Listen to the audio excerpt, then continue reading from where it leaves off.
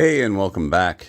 So I thought I'd do an update on all of the airplanes that are going unfinished and neglected as a result of all the vintage projects. So let's take a quick look around the room here at what's ready to go and what needs either just a little bit of work or a lot of work. So it's just no particular order. Let's just talk about each plane as we go through.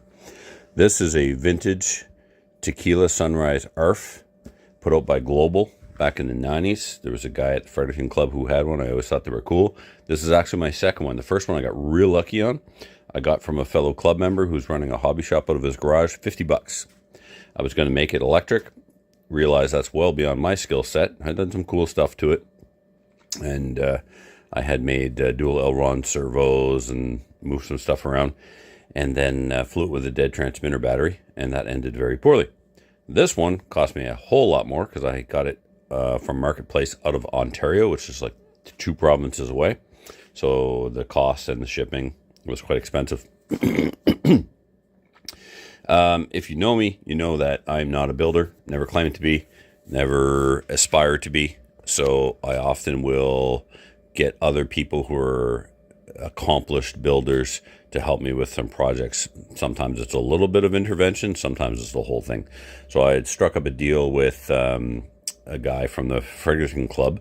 He was looking for a 4-stroke glow engine. So I traded him a 4-stroke glow engine to, let's go over here. I started doing the work on this Hangar 9 Spitfire.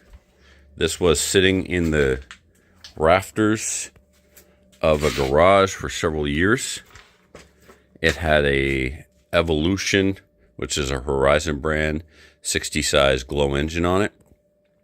I think not underpowered, but pretty close to being underpowered. Especially the Evolution's not exactly known to be one of the higher end glow engine brands. I started to convert it to a 20cc gasoline DLE RA engine, so rear exhaust, and that needed a little bit of work. I was struggling with the location of the push rod for the throttle, so I brought that to Kevin to have him just do the finishing touches on in exchange for that OS 124 stroke. This plane down here on the ground, that is a Carl Goldberg Extra 300. Got that in a deal that me and a buddy went on, where we bought a lot of stuff from someone, and it's one of the only things I kept because Goldberg, because extra, and the cowl was cut out for that 124 stroke that I bought from Lancaster, and it was supposed to go on that plane. But then when Kevin was looking for one, I figured what a great opportunity to get some of my projects finished by having Kevin do them, and I'll trade him the engine for labor. So on this one, he relocated the engine mount to the proper spot on the firewall so that I could mount a Super Tiger 90 to it. So if you've watched any of my flying videos, you may know that I have a Goldberg Extra 300, the red one there. That's got a DLE 20 on it. The Goldberg Ultimate, the Blue Hawk right there, that was also built with it was kit bashed while being built so it could run a DLE 20. Then the red, white, and beige Carl Goldberg Ultimate above that has a Super Tiger 90 on it. So now I have an Extra 300 with a Super Tiger 90 and a Goldberg Ultimate with a Super Tiger 90. And then I have the gas versions of those planes. So that's super cool. So that I've got to install the push rod. That's the for the carburetor, and glue in the tank shelf where the glow fuel tank goes. This one at this point is just program the radio. Check the CG on both, of course. Over here, that Goldberg Cub, I've had that now since 2020. I made I made a trade with a gentleman who I used to fly with in Durham back in 99, 2000, 2001, 2, whenever I left town.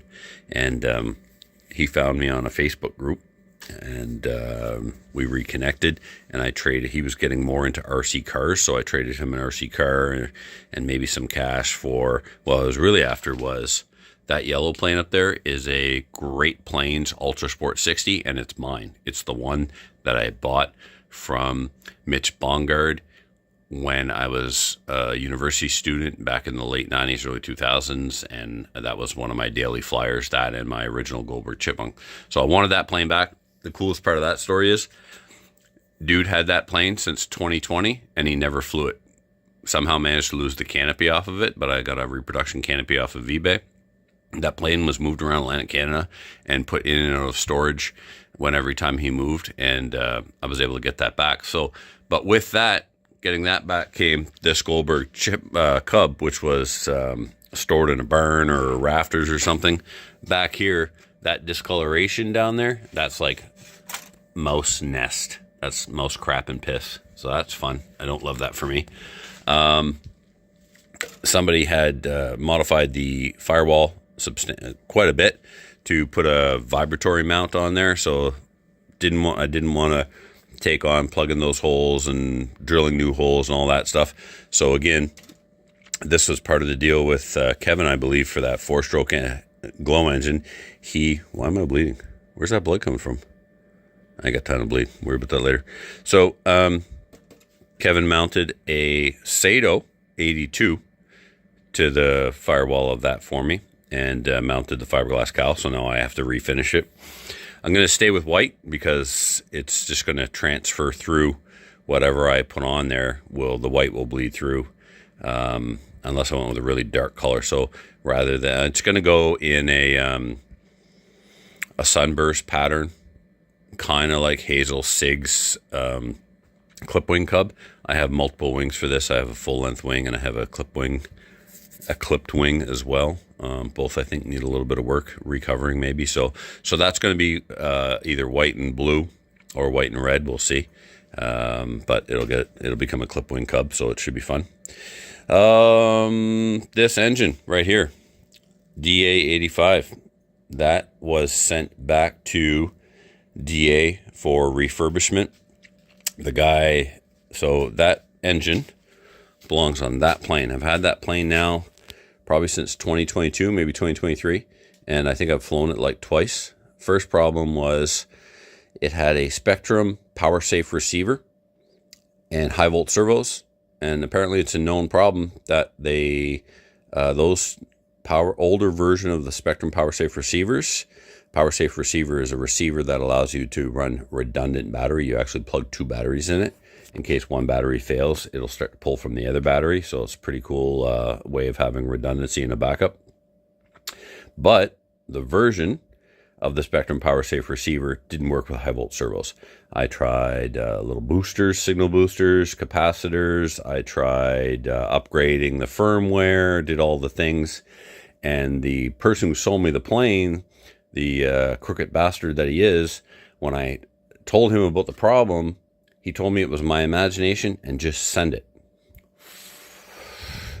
So someone with more internet smarts than me actually did some research on the problem and found that the guy who sold me this plane was online looking for help with the same problem that I described to him that he told me was my imagination.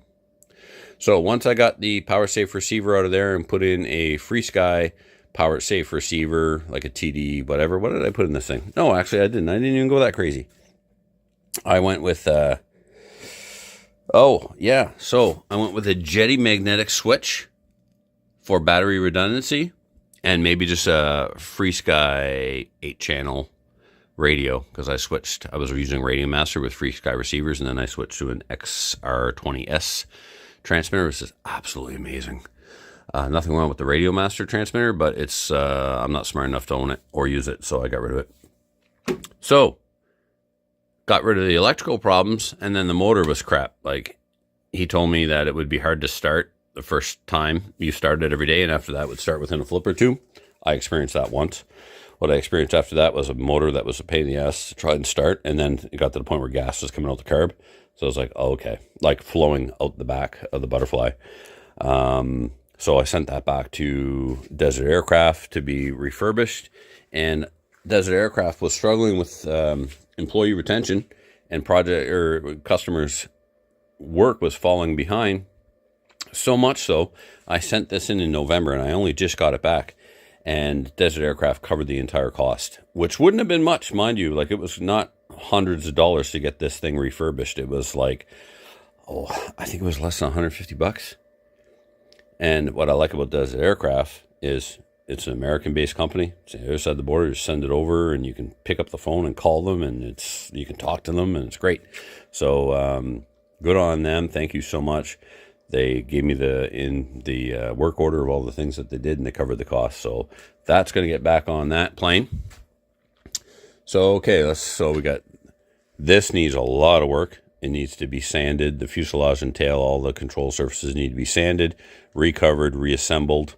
I'm going to do all the setup, and that's the last thing I'm going to do. I'm going to turn it into a functioning airplane, reinstall everything, make sure everything is all good and working and in place, and I have everything, and then I will do the finishing. The plastics, unfortunately, were glued on the wrong side. They're supposed to be glued on the inside. They were glued on the outside, and that was dumb. And so taking them off, most of them cracked and broke because they're very, very old. But I had two Goldberg Cub kits. I thought one was complete until I was ready to trade it off, and it turned out it wasn't. The deal was I had one of the laser cuts and one of the die cuts, and I was going to give both to the same guy, and he was going to keep the die cut in exchange for framing up the laser cut for me. But when I opened up the die cut kit, unfortunately, it was not all there. A lot of it was missing, but thankfully the plastics and stuff were there. So I'm going to steal the windows out of that incomplete kit to do that. So that's kind of far down the line because it needs a lot of work. What I like to do is bang out the short jobs first. So this is just programming in CG, radio setup, making sure that the control surfaces are set at the right throws and whatever the suggested expo is, all that stuff. So that'll get put on the shelf for a little while. Today's project, put a throttle push rod in that, and then the wing sounds like it's full of mouse crap. So get that all cleaned out, and the servos in this need to be replaced. This is so old that it still has FP148s. That's the standard Futaba servo with all plastic gears. So they're coming out, and if I have enough of the Spektrum high speed, high volt A380, don't quote me on that, they'll go in there.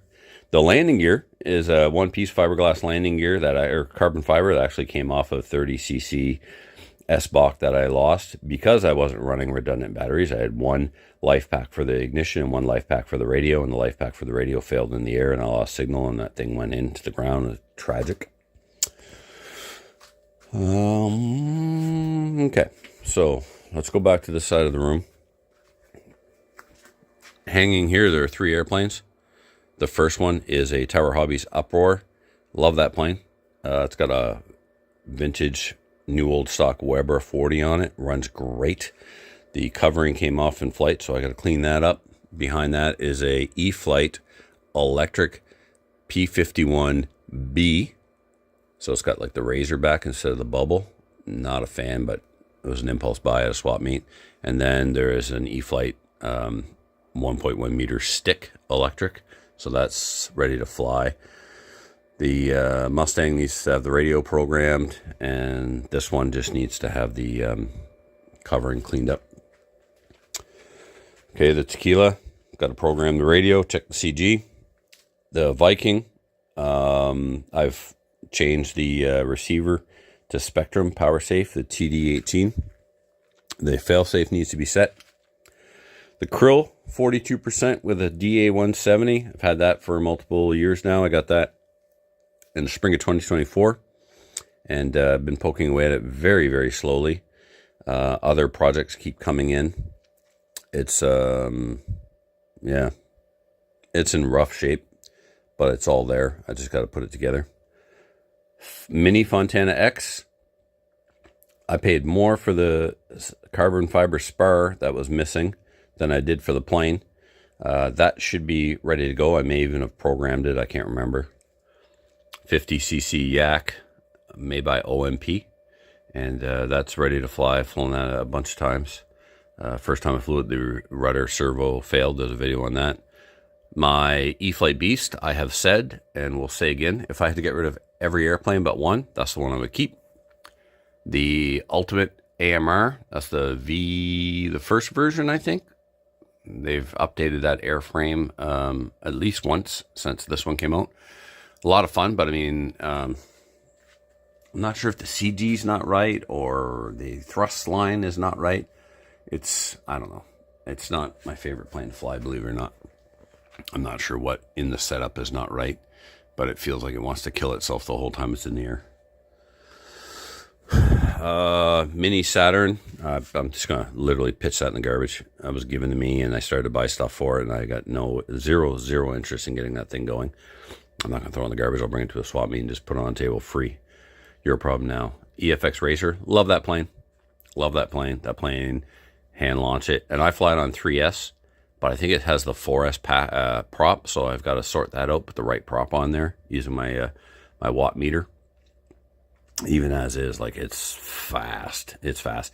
And I like do snap rolls with it at full speed, trying to blow the wings off just because. That was a throw-in with my 30cc S-Block. All right, down here. That's the first Warbird I ever flew. That is a Redbox Top Flight. That's very, very old. Got it for like $100 or something. Needed a spinner. Got a plastic spinner off eBay or somewhere. I don't know. It has a, I'm not even sure what brand, 60cc, not 60cc, 60 glow size engine. What did I have? I had a fuel leak at the end of the season. The front of the glow tank split or something. That's all been sorted out, but I don't know if I programmed it to my new FrSky yet. My stick, that's programmed to my FrSky. I've flown in on my FrSky, but I didn't program the flaps yet. Not that I ever use the flaps on that thing. The engine on the front was my graduation gift from my wife for my master's degree. Webra Speed 60. When I was a kid learning to fly, Webras and Super Tigers, they were this like, oh my God, they got me where I needed to be. Love them. Ace Ultimate 90. Lancaster finished that for me. It was missing some stuff. He fabricated some stuff to get that ARF together. That was, again, maybe part of a package deal. Yeah, I got the incomplete Cub with this. So, what did I do with that? Not me, Dave. I asked Dave to install a DLE 30. So that's the engine that was on the S-Block 30cc. Now it's on a Seagull Models 90 size Ultimate. So it was intended to run on a 2-stroke 90 glow. I got a 30cc gas engine on there, and yes, I did reinforce the firewall and motor box. This is an Epsilon. It's out of Argentina, maybe. It's a pattern plane. It needs to be recovered because the colors look like something from a 1972 apartment. Yeah, I got this from a guy who, when we lost our flying field in Fredericton, started to sell off all of his big stuff. I took it because it has a YS 110 4-stroke that is supercharged. Hard to see, but the supercharger's down there in the back and stuff. Flies on 20% nitro 4-stroke fuel. Looking forward to getting this thing together. And then that might get refinished next year. I tried to take the canopy off with a heat gun, and I kind of put a little warp in it there somewhere. So I really got to commit and get that off and then deal with whatever happens. Of course, I don't want to damage the canopy, but like if I tear up the covering, well, all right, then it's time to recover it. Another Seagull, my favorite Warbird. This is a Zero. Right now it has fixed gear, but it also came with the retracts to be installed when ready. It nosed over, damaged the canopy, but I have a replacement canopy for it. DLE 20. Second Warbird I ever flew. Hangar 9 ARF F4U Corsair. Beautiful, a lot of scale detail on this one. I got this plane and this plane from the same gentleman. I think those are the only two I got from Gary. That has a 110 or a 120 size Sato 4-stroke. Man, is it ever cool. So there's a video of me flying this on the channel, and unfortunately it stalled on landing because I'm not I'm not so good at landing the fast airplanes. It needs to land under power. You have to fly it all the way to the ground. So I got to relearn how to fly or how to land fast planes. You can't land this like an extra 300. They just come in so slow and they don't stall. Not these things. These need to come in under power. It has all the things. It actually has the flaps that follow the contour of the gull wing. Super cool. The wing is right up there above the Ultimate. Sorry for that quick spin. So that's cool. Bent parts of the retracts. It has those rotating retracts that turn and they rotate to go up into the wing. It's really cool. But I mean, I'm a sport flyer and I'm a wannabe 3D pilot. Emphasis on the wannabe. So I don't know. I just the price was right on these, and so I bought them. And it'd be a shame if something happens to them while I'm learning to fly them. So that P40 down there, that has to land under speed, and I've been able to pull that off. But I remember coming in the first time going, holy smokes, this thing is going to overshoot the runway every time. So I had to adjust, and then finally I did get it down, and every flight after that was quite a bit easier. I was able to not have to go around as much. If you're learning to fly, the best advice I can give you is go around. Always go around. Never force the issue, because you'll pooch it. If it doesn't look perfect, go around. Just go around, man. Go around. What could go wrong with going around? A lot could go wrong with trying to force the issue. So when in doubt, go around. All right, Goldberg Chipmunk. The Goldberg Chipmunk on the bottom was, I started to build it and then handed it over to Terry. He was like a ninja Jedi level builder in the Fredericton Club. He did so Terry did the airframes and the installing of the engines and stuff. I always did my own finishing work, the painting and the applying of the monocoat and the decals and stuff, and radio setup. So, but Terry finished that one for me because I was getting in over my head, which is funny because I built my very first Chipmunk myself in an apartment when I was a university student. Goldberg Extra 300, built by Terry, and he kit bashed it to have a DLE 20 on it. This plane I did a video on. That's one of Carl Goldberg's one of one. I think that's the one that's referred to as the Mark II. It has a 60 Weber speed on it with a tune pipe. It puts out the power of like a DLE 30. It's ridiculous. Terry built that Goldberg Ultimate for me. It's one of my all-time absolute favorite planes. There's a couple of guys at the club that had them back in the day. Rick Kirkbride still has his original one that flies with a Weber Speed 60 with a pipe that's designed to go through the firewall and through the fuselage and come out the back of the airframe. Absolutely phenomenal. It flies incredible because it's so light, because it has a smaller, lighter engine that just puts out a ton of power. Amazing.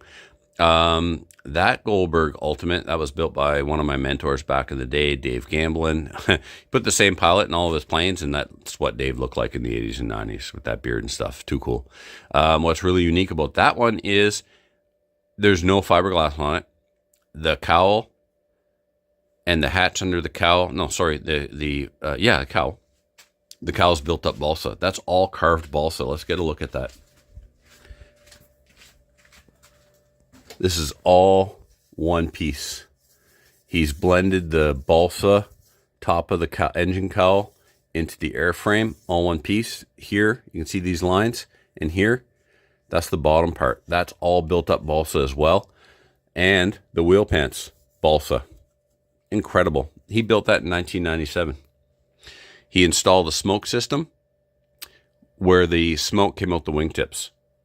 Unfortunately, the materials used were very heavy, but they were what was available at the time. I very carefully got those plastic pipes out of the wing. They were through the D-tube at the front of the in front of the spar on the wing, and I got those out, and I weighed everything that I took out of this plane, and it was a pound, and it's still heavy. He's got all of the holes in the airframe, like in the side of the fuselage, where there'd be cutout holes to save weight. You pop them out as you're taking the pieces out of the web to assemble the kit. He's got all those plugged with balsa. Eventually, I'm going to try and get those out as well. And like he had a weight box into the tail full of lead to make it so that it wasn't so nose heavy with all of the things. So that's out as well. And I think it's balanced without any additional weight now, which absolutely helps. The Ultra Sport we talked about. Let's come on over here. That is a Pilot RC Extra 260 with a 30 DLE. And my fiberglass repair on the cowl has let go. I just noticed. Have to address that. I tried to order another cowl for it because it got away from me once. I started it on the ground, not tethered, and it drove itself, taxied itself into a bank of dirt, and it chipped off all like the gel paint. That sucks a lot. RV4, Hanger 9 RV4. I don't like it. It's another one that I find very difficult to land. I have all of the things for the landing gear and the wheel pants and stuff. I've taken them off until I learn how to land it so I don't damage it. This was being flown electric. I put a brand new DLE 35 RA on it. And yes, the exhaust bolts are falling out like everybody else's DLE 35 RA. It also had, I think maybe there's a power safe in there now. Anyway, it's got 3 batteries. It's got 1 for the ignition and 2 for the radio. And may have put I've got a FrSky power safe to put in there. Maybe a TD12 maybe. That's cool. That is a plans build by John Eastman. He's a hell of a builder, and he's a Jedi on the sticks. Like, this guy can do things with an airplane. That's just phenomenal. So that is a Gator RC. And there's also a Gator RC hobby shop online. So it's not them. I think Gator RC was the ones that were producing the kit. Maybe made the plans. Anyway, this is all built with competition grade balsa, which means super light, super soft balsa. And Giles 220 pattern plane. And it's on 10S. John was flying it on 12S, but the motor's not rated for 12S. So you can get away with it, but I put it back on 10S. Kind of wish I had left it on 6S, 12S, because 5S packs are a pain in the dick. But anyway, I put a 120 amp ESC in there. I can't remember the brand name right now. It's a very common brand name. Not E-Flite, not Spectrum. It's not the Avian, but Cobra? I don't know. Anyway, so it's flying on 10S, and it's absolutely phenomenal. It had been landed hard. He told me to go through it. I went through it, and I didn't find the damage. I thought I had made some repairs to it. John maidened it for me, and upon landing, one of the gear folded up. I hadn't found the damage he told me to look for. So he was like, full disclosure. Yeah, you can buy it, but dude, you got to go through it because there was a rough landing and I never checked it. So make sure you go through it. And I went through it, but I didn't go through it thoroughly enough. And when he landed, the gear folded up and popped a hole in the leading edge of the wing and stuff. So Gamlin helped me get that all back together and repaired correctly this time. Did some refinishing work there. And so now that is amazing. It's an amazing flyer. This is another one of Carl Versteen's planes. It's like a tiny little plane with a souped up 40 on it. That thing is crazy. There's videos of me flying that. That is that was a gift from an RC racer and track owner in New Brunswick. So shout out to Dario. It is a Great Plains Fun one.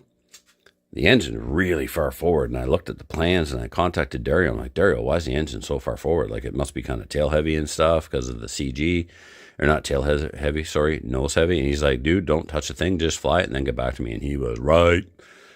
Amazing flying airplane. Like, it has these tiny little control surfaces, but it'll do all kinds of crazy wild stuff. So that's the Great Plains Fun one. Okay, so real quick. Ready to fly. I got to repair the cowl now. Program the radio because I'm changing the receiver to a power safe. Ready to fly. Reinstall the motor and set up the throttle. And there's actually a servo for the choke on that one, which is super cool. That Chipmunk, I got to pull the motor off. And it's all back together. And I forgot to Loctite the bolts that hold the engine mount to the firewall. And so problem with that is I put a Super Tiger 75 on that, And to get the cowl on and off, I got to remove the cylinder head every time, which is not practical. The Extra 300 ready to fly. Carl's plane ready to fly. Although I need to replace the servos because it's got the original servos in it, so that needs to happen. That's ready to fly. That has 2 batteries, and that has 1 battery. I'm flying the Extra 300 on 1 battery for the ignition and the radio. And what I think I might do is go to 2 smaller batteries, like a 900 milliamp 2S life pack for the ignition, and maybe a 900 milliamp 2S life pack for the radio. I don't know. 1 battery's not smart, but I'm trying to save weight. This is 2 2200s in it. Not necessary. I should take those out and put in 2 1450s to shave some weight. Like if I had to do things over, this big heavy aluminum double switch, one for the radio, one for the ignition and the fuel dot, that wouldn't be there. It looks cool, but I would go with a lighter weight option. I'm kind of really fanatical about keeping the weight of the plane down. And I mean, like, so I put a DLE-20 in the front.